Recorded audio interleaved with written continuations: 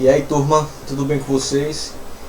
Espero que vocês estejam bem, né? Bom dia, boa tarde ou boa noite, dependendo do horário que vocês estejam assistindo a aula.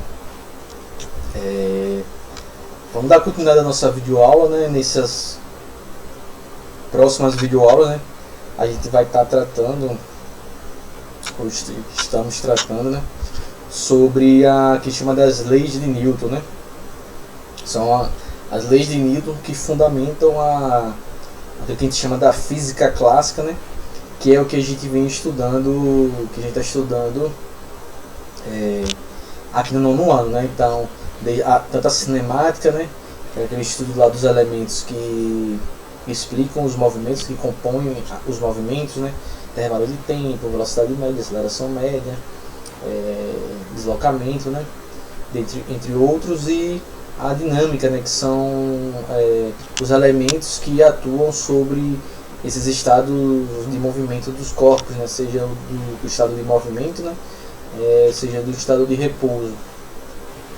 Então, as leis de Newton, elas são leis fundamentais, né, da física clássica, e que vão determinar que vão fundamentar na realidade os princípios que norteiam tanto a dinâmica quanto a cinemática. Certo? Então, na videoaula passada a gente começou a discutir as leis de Newton, começando pelo começo, né? Pela conhecida como a primeira lei de Mendel. Primeira lei de Newton. Estou gravando muita aula de biologia, só quero falar de Mendel. A primeira lei de Newton, ou a lei da inércia, né? Que era aquela lei que explicava pra gente o que era inércia, né? Que a inércia nada mais é do que a resistência dos corpos, né, dos objetos, a alterar o seu estado de movimento, né? Então, os corpos, eles resistem à modificação do seu estado de movimento, seja de um corpo que está em repouso, ele entrar em movimento, então ele vai apresentar resistência para entrar em movimento, seja de um corpo que está em movimento, ele entrar em repouso, ele vai oferecer resistência, ou seja, até mesmo em um corpo que está em movimento, dele aumentar ou diminuir sua velocidade, né? Isso também, ele vai resistir a essas alterações, né? Ou seja, a saída do seu equilíbrio no estado de movimento, né? Então, os corpos, os objetos, ele tendem a resistir a essas alterações da natureza do movimento que ele se apresenta, né? Então, a gente conseguiu uma outra explicação para o que é massa, né? A gente conversou em química, né, e em outros momentos, que massa é a quantidade de matéria que existe em um corpo, e aí a gente conseguiu também entender que a massa, na realidade, ela é uma medida proporcional da inércia de um corpo. Ou seja, quanto mais massa um corpo ele apresenta, mais inércia ele vai ter, ou seja, maior será a sua resistência de alterar o seu estado de movimento, né?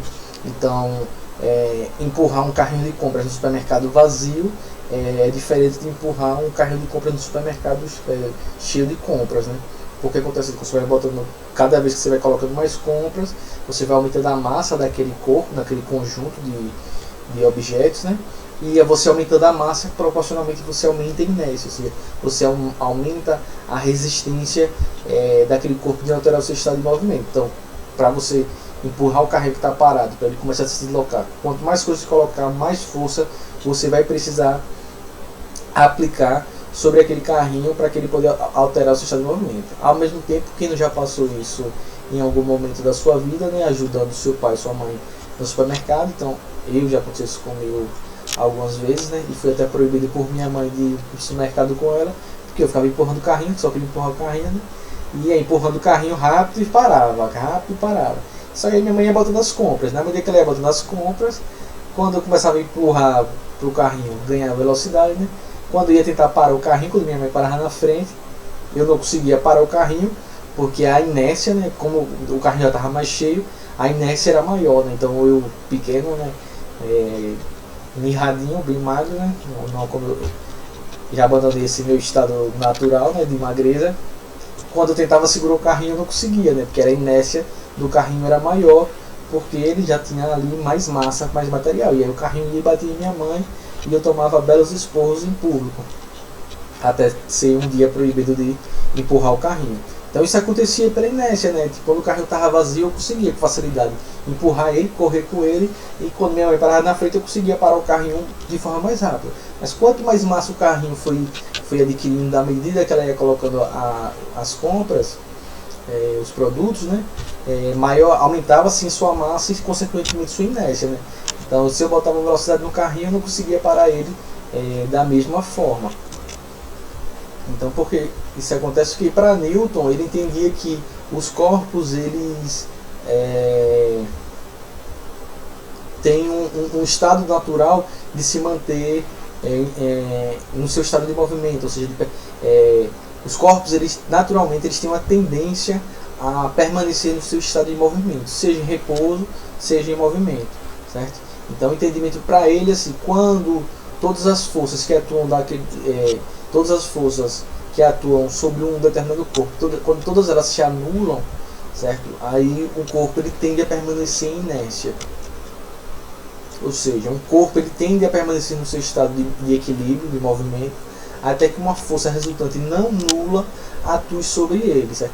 Então, quando a gente diz que um corpo ele está em equilíbrio, seu estado de movimento, ou seja, ele está só em movimento, em repouso, isso não significa dizer que não existe nenhuma força atuando sobre ele. Pode ser que existam forças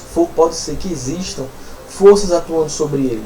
Só que essas forças, se sua força resultante se anula, ou seja, se todas essas forças que estão atuando sobre aquele corpo, elas se anulam, então ele permanece em equilíbrio, certo? Então, necessariamente dizer que um corpo está em equilíbrio, ou seja, o corpo está em movimento uniforme, ou seja, um veículo está a uma velocidade média de 60 km por hora, de forma uniforme em um movimento retilíneo. Então a gente pode dizer que ele está em seu equilíbrio, de movimento. Aí eu posso chegar a dizer, ou seja, isso significa dizer que não existe nenhuma força atuando sobre aquele corpo. Não. Certo? Se eu estou dizendo que ele tem equilíbrio de movimento, não necessariamente dizer que não existe nenhuma força atuando sobre ele. Ele pode estar em equilíbrio de movimento, ele pode ser que existem forças atuando sobre ele, mas essas forças se anulam, ou seja, a força resultante então, ou seja, o somatório, a soma dessas forças que estão agindo sobre esse corpo é igual a zero, ou seja, nula. Então, dizer que o corpo está em equilíbrio não significa dizer que não existe nenhuma força atuando sobre ele, certo? Pode ter forças atuando sobre eles, e desde que essas forças resultantes ela seja nula. E em caso de se existir uma força sobre aquele corpo que está em equilíbrio, se essa força resultante ela não for nula, o que pode acontecer com esse corpo? Então Newton ele percebeu que as forças que a força ela é a que leva à alteração do estado de equilíbrio de um corpo, ou seja, se referindo ao seu movimento. Isso significa dizer o quê? Que ele percebeu que a força é que era responsável por alterar a velocidade de um corpo. Então, seja em sua intensidade, ou seja, acelerando um corpo, ou retardando ele, ou freando o corpo, né? Então, ele percebeu que existia uma força resultante não nula, que fazia com que a velocidade dos corpos ela se alterasse.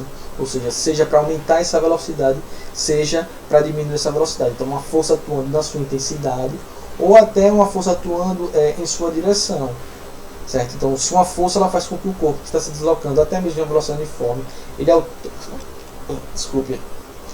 altere a sua direção,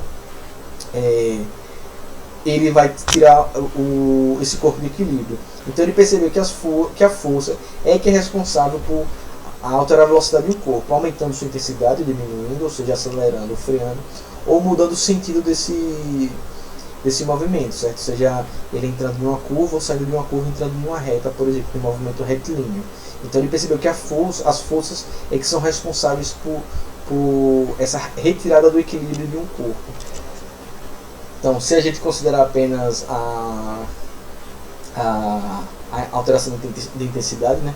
Então, quanto maior força você aplica sobre um corpo, maior será a intensidade aplicada e, consequentemente, maior será a velocidade que aquele corpo vai assumir, seja para mais ou para menos, ou seja acelerando ou retardando.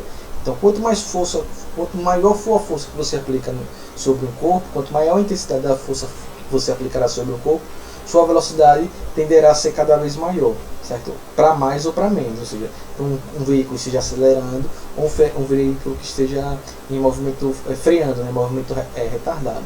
Além disso, também a gente vai ter uma relação com a massa, né? Quanto menor a massa de um corpo for, mais rápido ele ganhará velocidade, ou seja, mais rápido ele vai acelerar ou mais rápido ele vai frear, certo? Isso acontece por quê? Por causa da inércia, né? Então a inércia é aquela propriedade a inércia é aquilo que oferece a resistência e a alteração do equilíbrio do movimento, né? Então quanto maior a intensidade da força, maior será a velocidade que ele vai ganhar. E quanto menor é a massa, mais rápido ele ganha. E o inverso também, quanto maior for a massa, mais lento ou mais devagar ele vai ganhar velocidade, seja para mais acelerando, seja para menos freando, certo? Então só para a gente recordar que a aceleração, né, é aquela grandeza, né, que mede o aumento de velocidade média por unidade de tempo, né? Então esse aumento de velocidade ou diminuição de velocidade que eu estou falando, estou me referindo aqui à aceleração, ou seja, ganhando mais velocidade ou perdendo mais velocidade. Então a aceleração média, né? A aceleração vai ser essa grandeza aí que vai relacionar em cada unidade de tempo, segundo, hora, quanto da velocidade aumenta, né?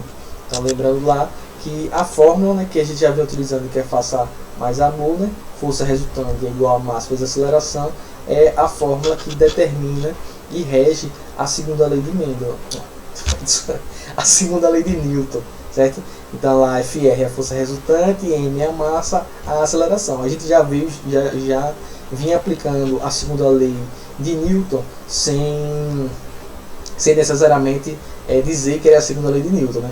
Agora sim eu estou trazendo para vocês, para trazer as teorias juntas, né? Da primeira lei e da segunda lei. Então o que a gente já vinha aplicando era a segunda lei de Newton naqueles exercícios que a gente veio fazendo, certo? Então a gente pode ver aqui no esqueminha aqui, olha, como pode variar essa aceleração de acordo com a força aplicada. Então veja aqui, tem 4 exemplos de uma mesma força de 2 newtons sendo aplicadas em corpos que apresentam massas diferentes.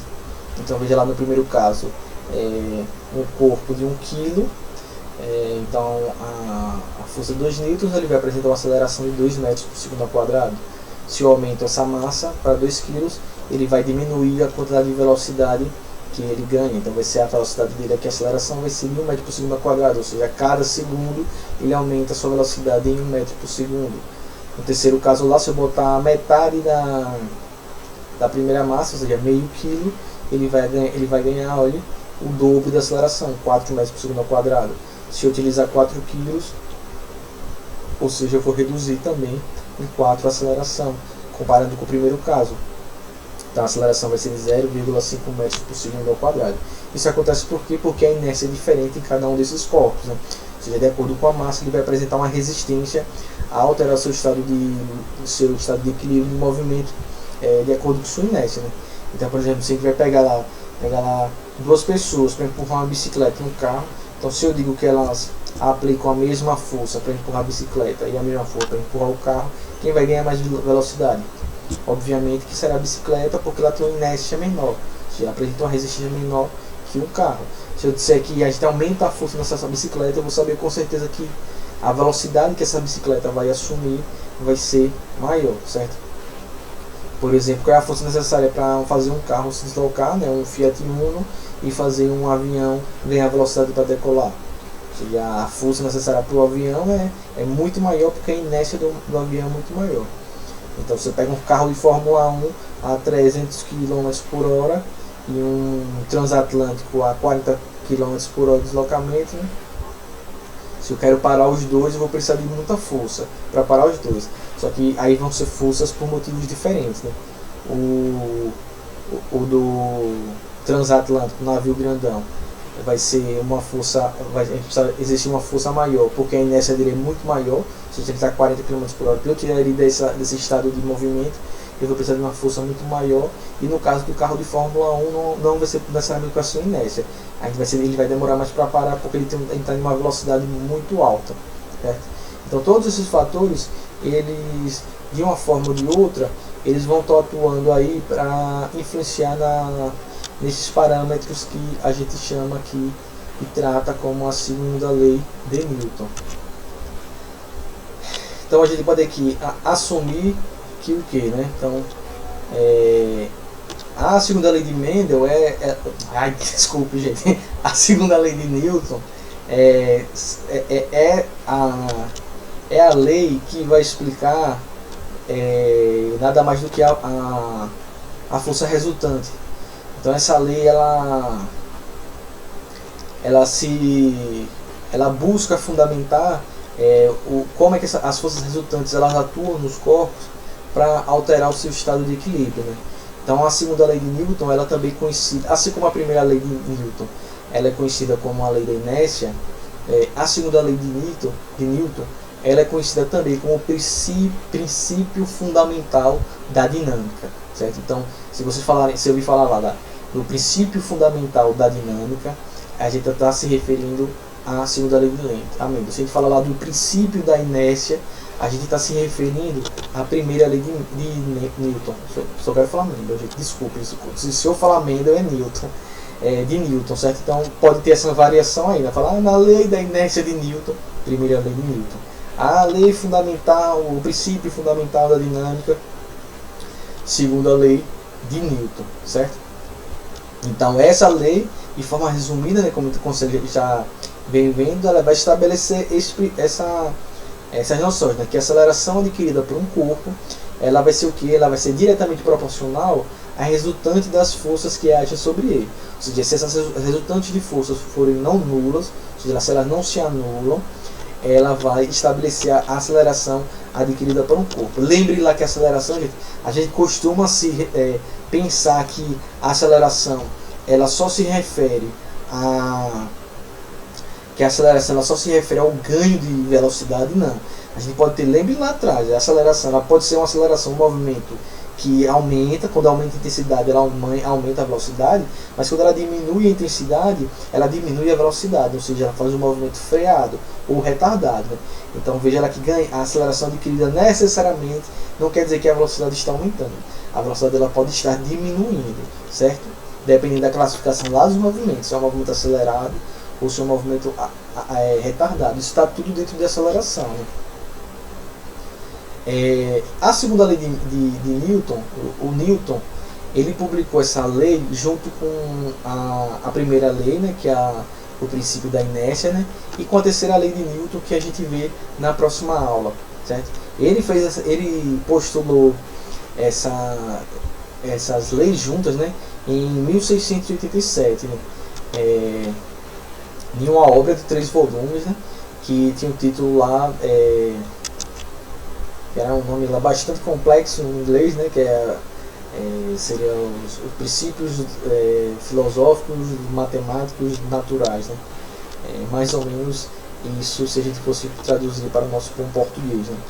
Então, o que é que ele dizia lá de forma resumida lá para explicar o princípio fundamental da dinâmica? Então ele afirmava que a mudança de movimento é proporcional à força motor imprimida e é produzida na direção de linha reta na qual aquela força é aplicada. Olha que complicação para ele dizer que trazer a explicação não que a força resultante, que a força que é resultante aplicada em um corpo ela é igual ao produto da massa da matéria pela aceleração adquirida, ou seja, faça mais amor, força resultante é igual a massa vezes aceleração, ou seja, né, a soma da força vetorial sobre o corpo, ou seja, lembre lá aquelas forças que atuam sobre o corpo, aquelas forças vetoriais que atuam sobre o corpo, produzirão uma aceleração deste corpo, ou seja, ele vai ganhar velocidade, ele vai perder velocidade, diretamente proporcional ao seu movimento linear, se ele está seguindo o seu movimento linear. Então, assim, né, então, quem pode dizer que a aceleração adquirida após a aplicação da força, ela terá a mesma direção e sentido da força resultante. Então, se a gente voltar lá, vocês voltarem lá para a gente recapitular e repensar aquela parte lá da aceleração das forças vetoriais, né? Então, veja que quando a gente fazia aqueles cálculos para saber se é para a esquerda, para cima, para um lado, e a gente fazia a soma das forças, né? Então, sentidos opostos a gente diminuía. Então, quando sobrava alguma força, a gente vai para a esquerda com 2 newtons, né, de intensidade de força. Então, nesse caso aí, quando a gente está aplicando, quando elas se anulam, ela vai estar lá no princípio da inércia, né? Ela vai manter seu estado de equilíbrio, né? Então, ele vai seguir, quando ele fala que ele vai seguir um sentido linear na direção daquela força que sobrejugou as outras, né? Ou seja, daquela força resultante que sobrou da interação de todas as forças que estavam no mesmo sentido ou nos sentidos opostos. Era nisso que ele estava pensando e era isso que ele queria dizer, né? Então a nossa formulazinha, né, que a gente aplica para vários casos, ela estabelece justamente isso, né, que a resultante de forças,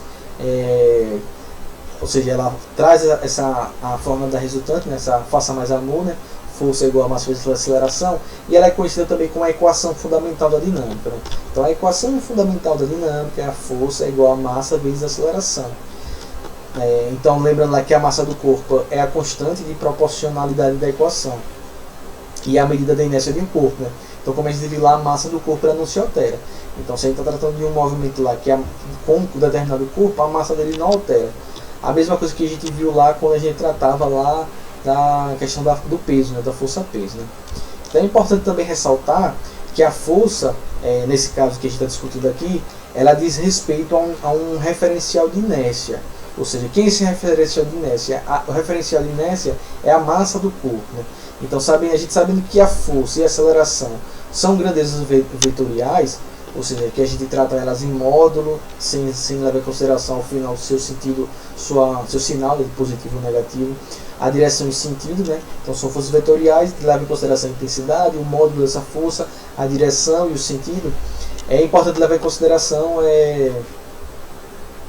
fundamentalmente a direção e o sentido que a força é aplicada, certo? Lembrando lá que a inércia, ou seja, a massa, ela vai ser a nossa constante. Então, por exemplo, se explica, por exemplo, o pessoal está falando daqueles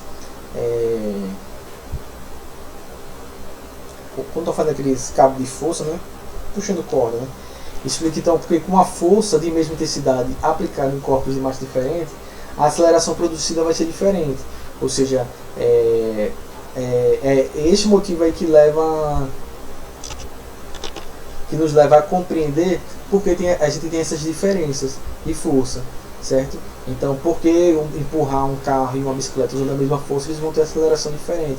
Porque essa constante de inércia, ou seja, essa resistência, essa massa, a quantidade de matéria do corpo, essa resistência, ela vai alterar,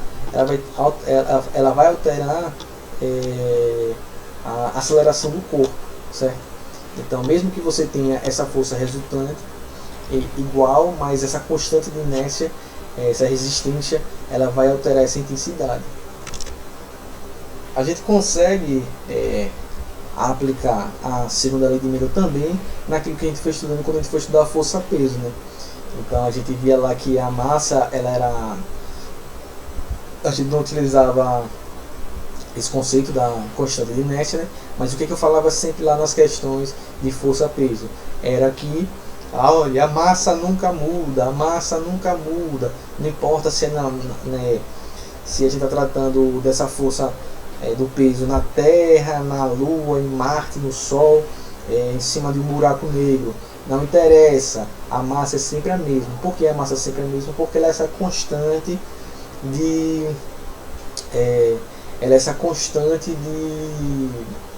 inércia, né?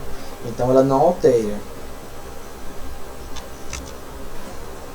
Quando é que a gente pode aplicar ou não a segunda lei de Newton? A segunda lei de Newton, a gente só consegue aplicar ela quando a gente tem sistemas referenciais de inércia constante.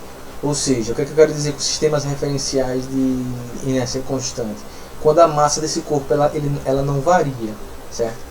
Então, quando a gente está trabalhando com massas que não variam ao longo de um sistema, a gente consegue aplicar a segunda lei de Newton para poder determinar as acelerações, as forças, a velocidade e por aí vai. A segunda lei de Newton, por exemplo, ela não pode ser aplicada, por exemplo, quando a gente está trabalhando com partículas e partículas atômicas ou subatômicas, né? Quando essas partículas, no caso, elas se deslocam próximos à velocidade da luz.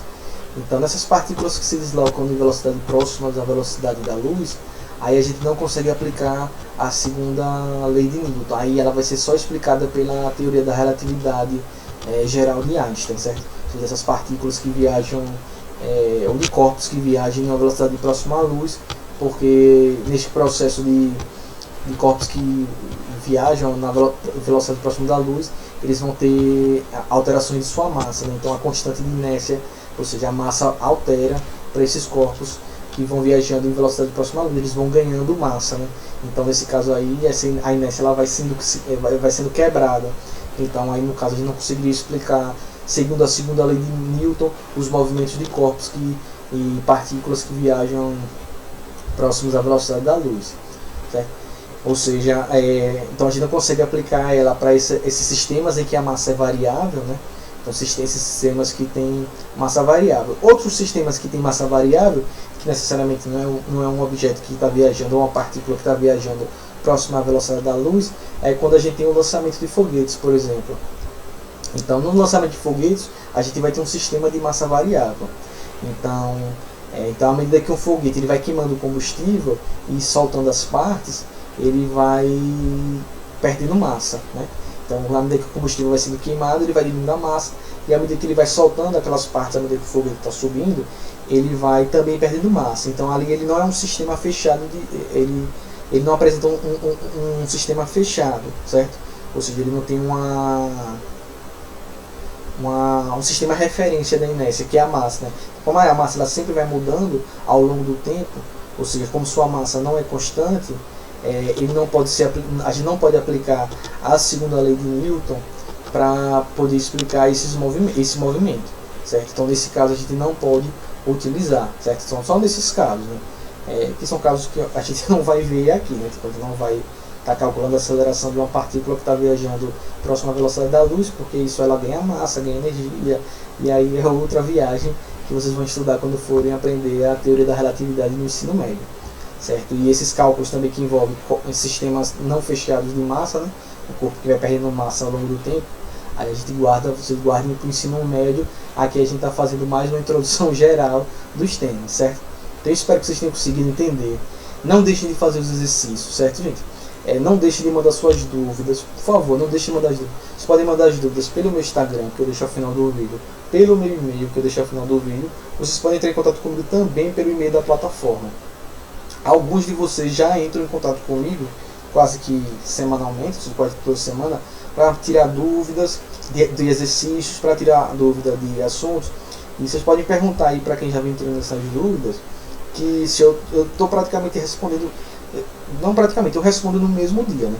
Não é na mesma hora, porque às vezes eu não estou vendo, estou longe do celular, eu estou gravando a aula, eu não estou olhando para o celular, então não tem como ver. Mas tenha certeza assim, que no mesmo dia que vocês me mandarem as dúvidas, eu vou olhar e vou responder. A não ser que seja nesses horários assim. Então eu estou gravando a aula e não vou ver, mas eu vou responder naquele dia. Ou também não vale me mandar uma mensagem 10 horas da noite, porque nesse momento eu não vou estar com certeza olhando o celular. Eu só vou conseguir responder no outro dia.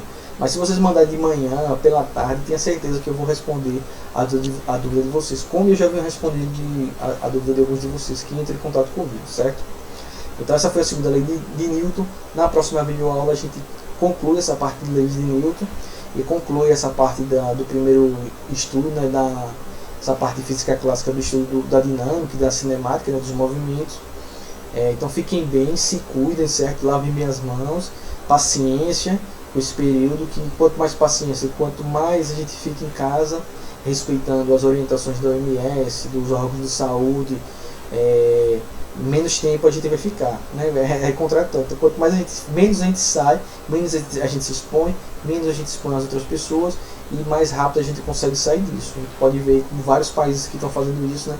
Até naqueles Itália, Espanha, que estão em situações complicadíssimas, eles já estão começando a flexibilizar. A Itália já teve o fim da quarentena, então a gente teve todo aquele caos. Mas quando eles se respeitaram mesmo o isolamento social, o distanciamento social, eles com pouco tempo, pouco mais de 2 meses saíram. Se a gente for afrouxando da forma que vem, né, com os casos aumentando, o número de óbitos aumentando, a gente vai ter que infelizmente passar muito tempo ainda trancado, né? Então era isso, a gente se vê na próxima videoaula, Então um abraço e fiquem bem, viu? E não deixem de mandar as dúvidas. Tchau.